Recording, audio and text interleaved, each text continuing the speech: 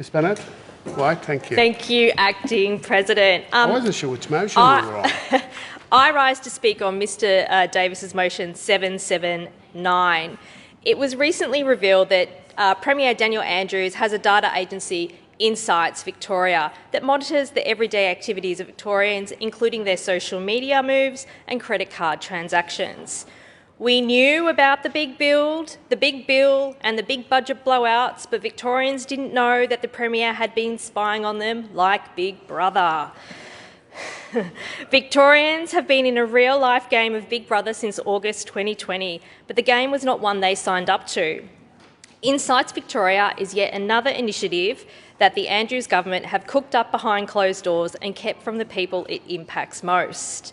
The government have come out and said that it is just about collecting anonymised data and that protections are in place. But before data is anonymised, it is in raw form. And this also raises questions about data sovereignty, where this data is stored, and the servers. Are they onshore? Are they offshore? Are they secure? Very big questions about that. Now, Victorians deserve to know the government is collecting this data, and they deserve to know how it is being used. The only reason we have all learnt about this database was through a lengthy fight under freedom of information laws. The Premier would rather this be kept from Victorians, which really begs the question, what else is the government hiding? If it was really just about anonymised data, why was this kept from Victorians? The news of this database is quite astonishing. Why on earth does the government need to know what Victorians share on their personal social media accounts? Why does it need to know what Victorians are spending their money on? They have yet again cited the COVID-19 pandemic as why this database was introduced. Our social media posts and what we spend our money on has nothing to do with COVID-19 or our health. The database is now said to be evolving to support government decision-making as we emerge from the pandemic. In other words, Big Brother is here to stay. What we do know about this platform is that the data is accessible by a range of public servants in the Premier's private office. The Chief Police Commissioner, Shane Patton, has also access to this data, as does Chief Health Officer Brett Sutton, Emergency Management Commissioner Andrews Crisp, and an array of Mr Andrews' private staff.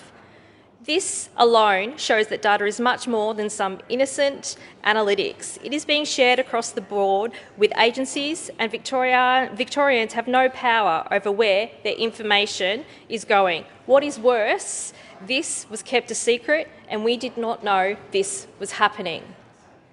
These are not the actions of a transparent and ethical government. They are not the actions of the government for the people. Given they have been collecting all this data, it is unfortunate that they have miraculously missed the parts about the 000 crisis, ambulance ramping and the strain on our hospitals. They refuse to acknowledge the data when the opposition asks questions in this chamber. The government's own Energy Minister, Ms D'Ambrosio, recently said in the media, and I quote, "All governments utilised anonymised data to inform their decisions, to inform their programs, to make sure that the best decisions are made in terms of government operations." If that is the case, our 000 service and ambulance delays would have been addressed long ago.